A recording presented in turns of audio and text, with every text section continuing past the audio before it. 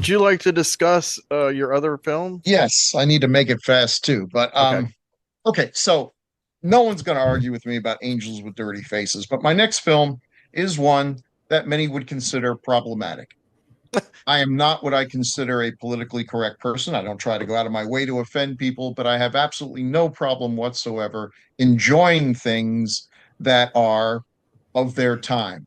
Yeah. All right. Mhm. No, I'm not going to I talk agree. about how much I love Birth of a Nation because I actually don't. Yeah, I don't like But it either. even something as reprehensible as that has its place in history, and to me, Right. it's absolutely insane. If I threw away every piece of art that was made by horrifying people, I mean, goodbye Picasso, so long anything with Klaus Kinski. I mean, an awful lot of stuff would have to go. And the thing is, I see absolutely no benefit. It's not like the victims of these people suddenly are given hit points because I'm ignoring them. All this stuff happened in the fairly They're distant all past. dead. They're all dead. Yeah. Their dogs died even before they did. See, I mean, I hate the horror community that constantly is influenced by Lovecraft, but then they feel they have to yeah, constantly point out that he's a racist and he should have paid for it. And I'm like, he died in 1930 fucking seven, dudes. a guy from In the general 1940s, obscurity. racist. Yeah. You know, Everyone was racist then. you know, Oh, all right. even the That's right. heroes, even the Exactly. heroes were flawed people, but they were of their time. Yeah. And by the and 100 years from now, we will all be judged very harshly by people who, haven't lived our lives and whatever. It's a long way to Yeah. go. Boy, he's like, well, how bad must this film be? This film is it's 1932 pre-code Hatchet Man. I've never seen this. I don't know. Edward G. Robinson. Let me see. Edward G. Robinson, Loretta Young, and J. Carroll Nash are probably the main people in here. And these are all fine actors who can portray many things. The one thing that they are not is Chinese, which is the problem with this movie because it's about the Chinese triads fighting each other, and What? every single role in this is played by Caucasians in Wow. various degrees of competence. Wow. Edward G. Robinson does absolutely nothing to appear anything other than Edward G. Robinson. But I guess they looked at him and said, he's always kind of, his eyes are always sort of Short. shut and everything, so I'll get away with that. Oh. Uh, J. Carroll Nash is like my favorite in this because and he was an Irishman who played everything. He played every single possible ethnicity because I guess he just had a face that could was a canvas you could paint on. He basically plays Chinese, I'm convinced, by closing his eyes as tightly as he can. He must have been bumping into things. I don't know how they blocked a scene. He just smiles and closes his eyes. Loretta Young looks like she had actually some prosthetics put on. Yeah, so Should have there's that. Anime Wong. Jesus. If that bothers you, oh yeah, well they should have had anyone. But of course, the thing is, except for Anime Wong, there was no male Asian lead that they could have used. It's like anything else. They're like, why they get Scarlett Johansson to play a transgender? There's never been an Asian male lead in America. Because she opens movies. Yeah, she can open. Well, Hollywood's Bruce Lee. Asiaphobic. That was a way. And even Bruce Lee. I mean, Bruce Lee was supposed to be the star of Kung Fu, and they got David Carradine. David David Carradine. Carradine. Thanks. David Carradine, even as a kid, I knew there was something flaky about that. Every time he walked into a bar and people were like, hey, what's that Chinaman doing there? It's like, he's David Carradine. Hey, He doesn't squinted, look any more though. Chinese than I do. Come on. Anyway, so this is what you've got to accept if you're going to have any enjoyment of this movie. They had a problem. They found out that if they did put Asians into movies with fake Asians, it made the fake Asians look even more fake than usual. The one exception to that was the Charlie Chan movies, which again, a lot of people don't like for that reason. I love the Charlie Chan movies. If it's any consolation, the one weird thing about Hollywood Asian movies is that the Asian people in it were clearly the smartest people in the movie. Mm-hmm. The white folks were a bunch of dullards. Hey, they had no clue what was going on, but Charlie Chan figured it out pretty well. I don't know. He was supposed to be Chinese. His son was played by a Japanese guy, and If you read the Fu Manchu novels, which I finally did about 15 years ago, I mean, yeah, there's a lot of racist tropes, but the fact is, it's very, I don't know how Sax Romer felt, but it's very overtly shown via the character of Petrie that our main guy, Dennis Nayland Smith, is a racist and a moron. And Yeah. Petrie ends up, Who? Petrie Never solves the mind, she's really crimes. smart. Petrie Yeah. gets the women. He's like if Watson upstaged Holmes. Yeah. But the smartest character is always Fu Manchu. It's not even close. I know. It's not even close. He's so smarter than everyone else that's his big flaw. He doesn't, he lets these dummies bumble into foiling his plans. But okay, so the Hatchet Man. I love this movie. It is so romantic and it just tugs at my heartstrings. And there's a part of me that is just stupidly romantic about these things. So, anyway, there's these Chinese gangs and they're killing each other back and forth. The hitman is the hatchet man. He kills with a hatchet. That's Edward G. Robinson. Oh, He's very honorable. He's very good at his job, and he is told to kill his best friend. Wow. Which he has no choice but to do. But of course, he goes there and tells them about it. This is J. Carroll Nash, and he's like, what can you do? It's what has to be done. Honor dictates it. It's all about honor. But you have to promise me that you will raise my daughter, and when the time, when she reaches age, you will marry her, and that she will never know sorrow. Like, okay.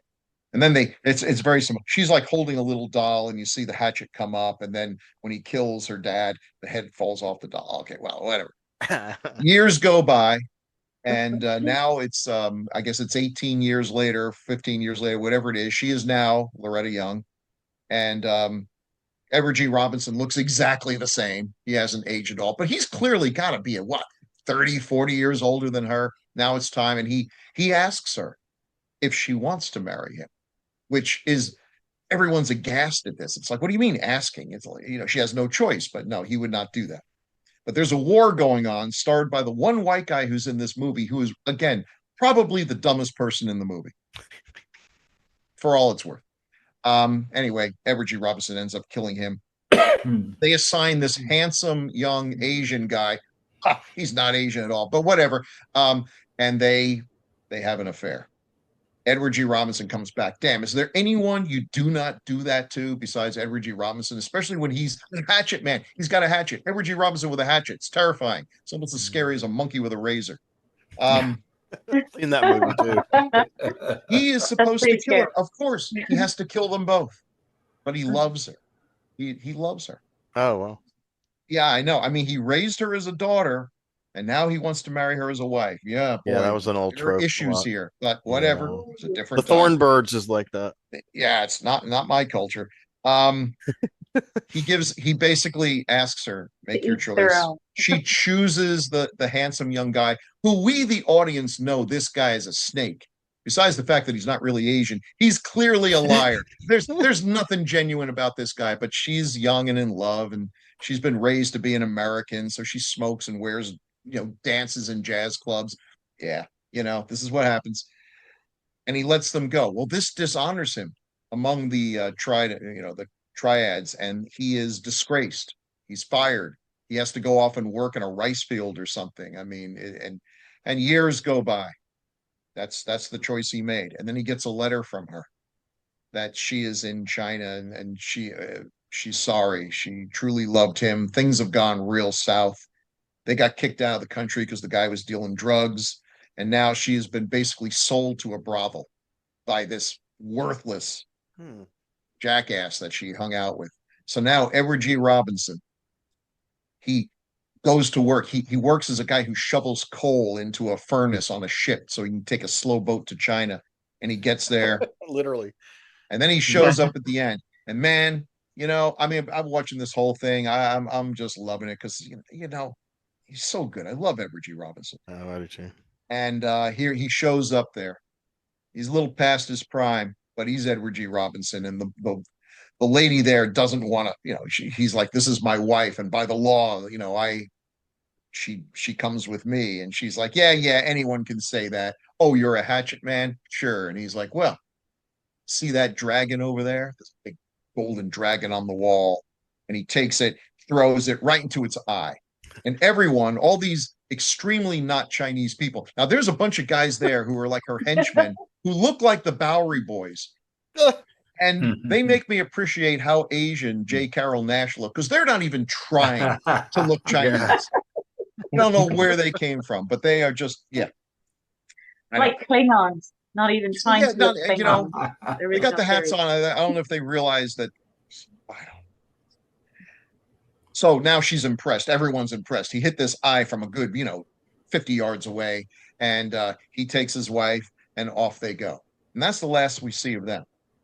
Remember, this is pre-code. They could get away with a lot of stuff. We've had drug addiction, infidelity, fake Asian people, all kinds of things you could not get away with later. Right.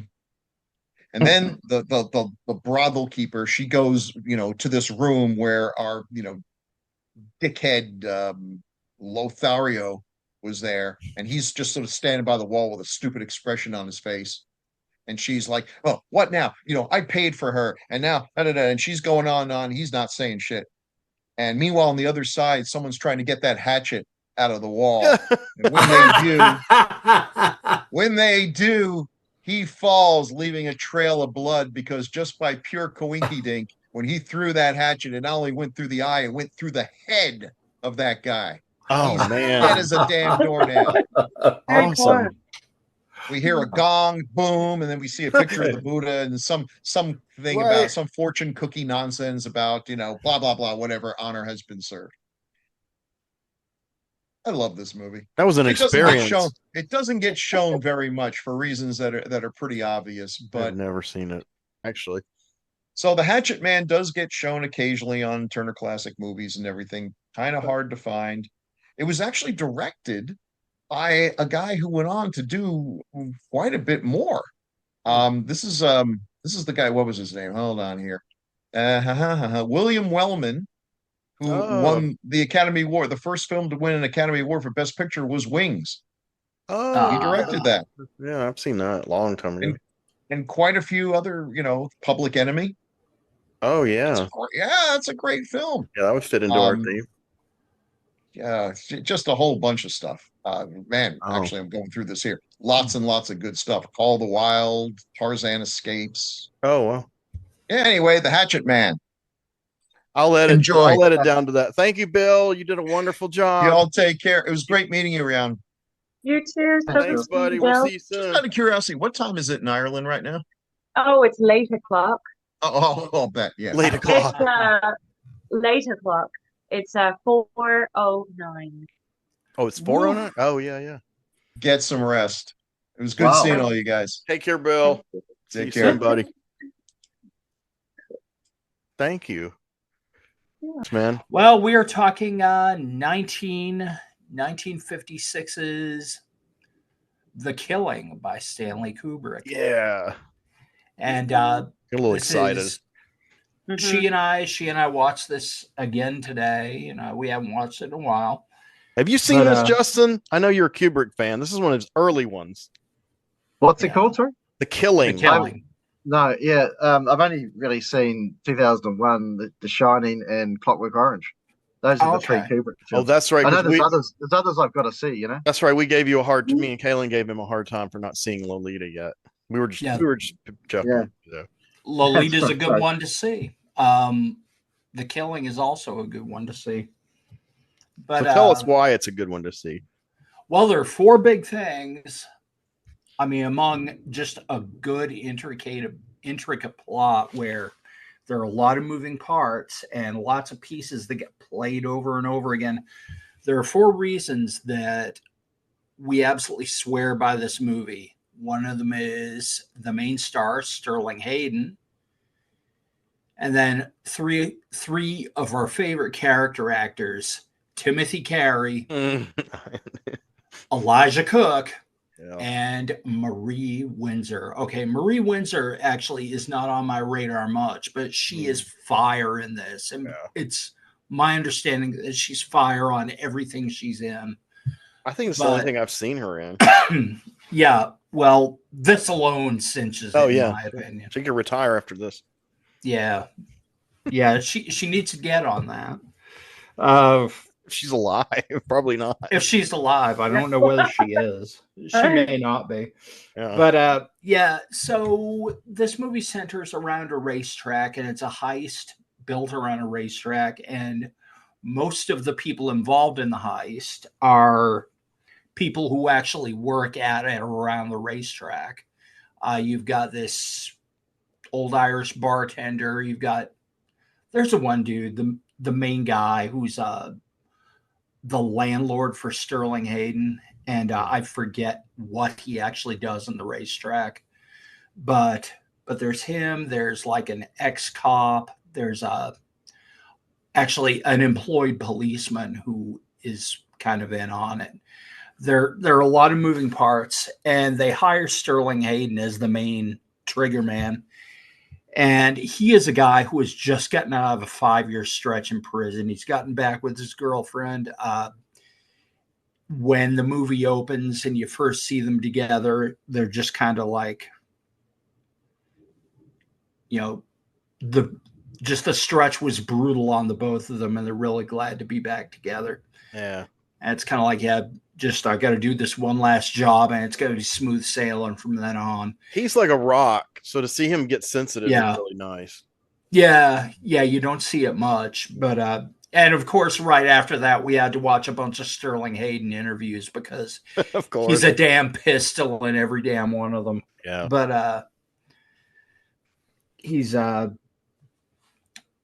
but so he's involved in this. He's got his own angle he's working where he's hiring 2 other people who are going to be instrumental in the heist, and they're both basically being hired for like a flat rate. They're both going to do specific roles. None of the other people involved in the heist know of these 2 guys.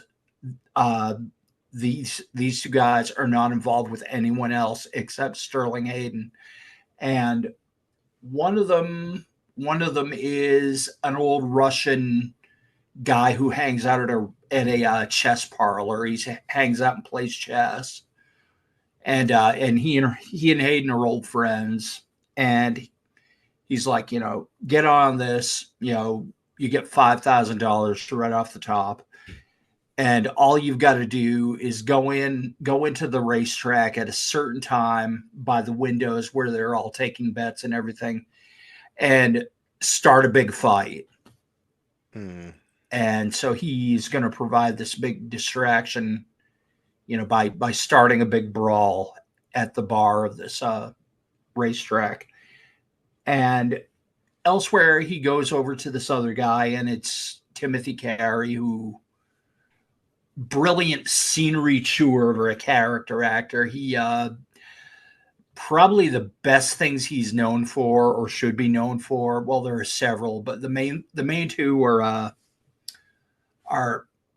a movie that he wrote and directed called The World's Greatest Sinner, which, regardless of what you think of the movie, his performance in it is so over the top and batshit. I recommend it. And oh god, he was in a bunch of other things. The other one was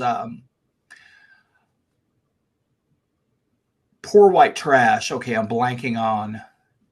Or Bayou. This is a movie he's in? Yeah. But he basically plays kind of this Cajun trash guy. And that one. Well, he was in Kubrick's Paths of Glory. He was incredible. Yes. Yeah, he was terrified to be executed because they were the scapegoats for what happened in the war. Yeah, he was pretty gut-wrenching in that. Movie. And just bunches of stuff he's in, but fantastic guy, choose all kinds of scenery. This guy, so Hayden hires this guy who's just kind of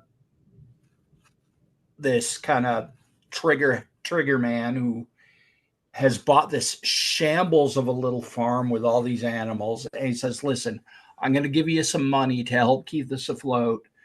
All you got to do is go down. There's this empty parking lot, like X number away between the racetrack. A good sharpshooter could shoot clear across that and hit the target. And he says, okay, what do you want me to hit? I want you to hit a horse. And so the horse that is supposed to win in this race, the favorite to win in this race is a horse called Red Lightning. And he is supposed to go at a certain point and shoot that horse, from this long vantage point. And that's his distract. And so you got two distractions while Hayden pulls off this heist. And one of the other players in this is this teller, at the betting stand. He's the guy who takes the money and everything. And he's played by Elijah Cook, who's just this titanic little character actor. He's a small little guy, and he's fantastic in everything. I think he was in the House in Haunted Hill, or the house on Haunted Hill. Messiah of Evil, great Messiah of Evil. A blood moon will come. Yeah, I absolutely love this guy, and so he plays this little cuckold of a man, and he goes home from this plan, and he's got experience. And he's married to this woman played by Marie Windsor, who absolutely loathes him, cannot stand him, just chews him out every second he talks. Anytime he talks or approaches or anything, she's got a bad word for him. Of course she's messing around with this other guy who's kind of a handsome guy, and who's a short guy's never gonna break, man, with women. Just kidding. Go ahead. Maybe Randy Newman was right. Who knows? Yeah, well. But Prince proved them all wrong. Prince proved them all wrong. Prince did prove them all wrong. 5'2" represent. But let's see. Anyway, so she ends up following him to this place where he's meeting with these guys, and finds out what they're pulling, and they give him a hard time.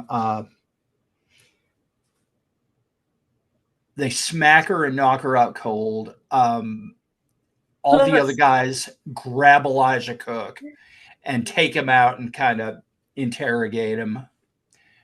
Meanwhile, Sterling Hayden stays alone with Marie Windsor, and basically threatens her and says, "What do you know?" And she's like, "I just know. I thought he was fooling around," and he eventually he kind of knows exactly what kind of person she is. He kind of doubts, that she's being honest, and he thinks she knows something, but he lets her go, and basically they let her go, and she kind of slips a little white lie to Elijah Wood and says, Elijah Cook.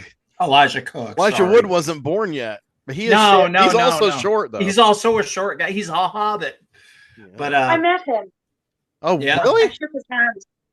Yeah, he seems cool as hell. He produced he produced Mandy, so I'm like, go, man. I love Mandy. Great. I bankrolled the Greasy Strangler, man. Oh yeah, I forgot that.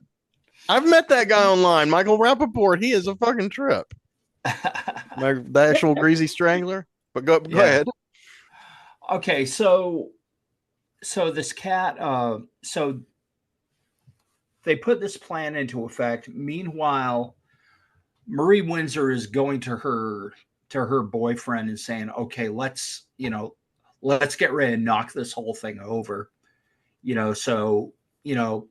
Cuck Boy is going to, play his part in the whole thing, and they're going to crash the meetup afterwards, where they're all going to divvy up the money. So all I can say is the millions of things that could go wrong in this do go wrong, and there are just some choice moments in it, man. Timothy Carey, as the guy who's going to perform the hit on the horse, going out to this parking lot, and he's the only guy there to begin with, and he's wanting to get in there early to get a good seat so he can sit up and take his shot at the horse. And the only guy there to start things off is this black parking lot attendant, and he gives him some money. He gives him some money to go in there and do his thing, and the poor bastard probably gets disrespected every time he runs the place because he's a black guy, and he thinks he's made a new friend. He keeps going out, trying to ingratiate himself on, I can give you here's a program, it's for free. Here's this, here's that. And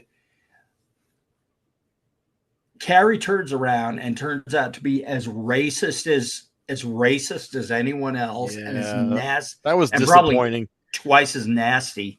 Yeah. And it winds up being heartbreaking.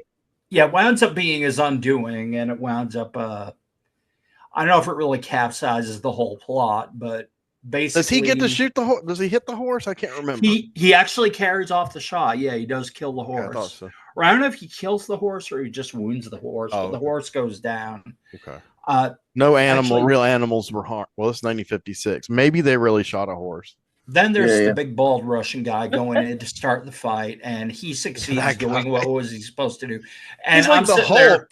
there. No, I'm sitting there going, hey, man, Nikita Khrushchev is a badass. To which Heather turns to me and says, Nikita Khrushchev, I was thinking George the Animal Steel.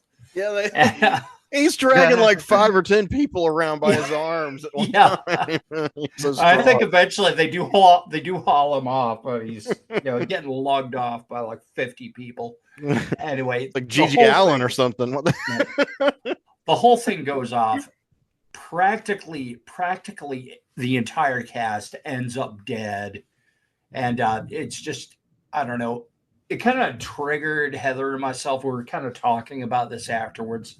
And it kind of goes back to why we don't watch this one that often, is because with plots like this, where there's a heist and everything, we invest ourselves so much in wanting the main guy to get out of there. Right. And in this case, it just doesn't happen. And the whole thing in the end, it's just Sterling Hayden loses everything and is caught holding the bag. Yeah. And he's a tragic character, man. Yeah, he is a tragic character. But I haven't seen this film, but why am I thinking of Old Gil from The Simpsons? Of what? Old Gil from The Simpsons.